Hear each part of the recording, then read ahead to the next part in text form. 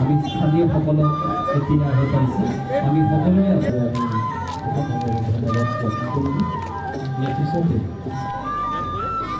আমি কৃপা আৰু আবেগৰ সৈতে যিমানে সম্পৰ্কিত হৈ থাকিম সিমানে আমি মানৱ জাতিক সুৰক্ষিত কৰি ৰাখিব পাৰিম। মই বিশেষ দীঘলীয়া কথা নকওঁ।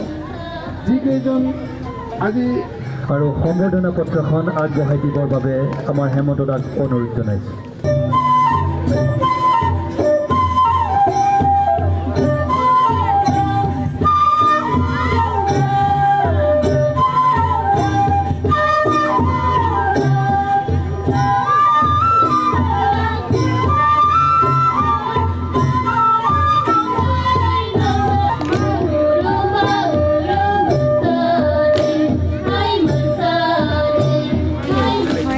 বহুত আনন্দিত হৈছোঁ আৰু মই প্ৰথমেই দিক কাকতি ছাৰক অশেষ ধন্যবাদ জ্ঞাপন কৰিছোঁ।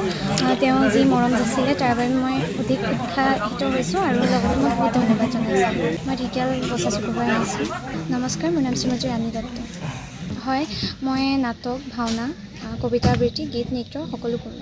হয়, মই 2024 চনত উত্তীৰ্ণ হৈছোঁ হাইস্কুল শিক্ষান্ত পৰীক্ষাত। মই 5টা বিষয়ত লেটাৰসহ উত্তীৰ্ণ হৈছোঁ।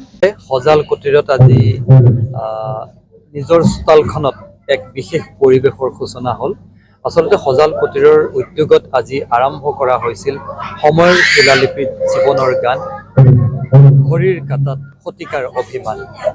এনে এক শীৰ্ষক শিৰোনামেৰে আজিৰ এক উমাল সন্ধ্যা এটা আমি ইয়াক অনুষ্ঠিত কৰিছিলোঁ, যি অনুষ্ঠানত আচলতে লোকসংগীতৰ সমাহাৰ আৰু বিভিন্ন সুৰ সমলয়ৰ জৰিয়তে আমি আচলতে সকলোৱে এই যান্ত্ৰিকতাৰ পৃথিৱীখনত আমি অকণমান সুৰ, গীত, অনুৰাগ, মানুহৰ অনুভূতিৰ মাজেদি অকণমান সময় আমি অতিবাহিত কৰাৰ যত্ন কৰিছিলোঁ।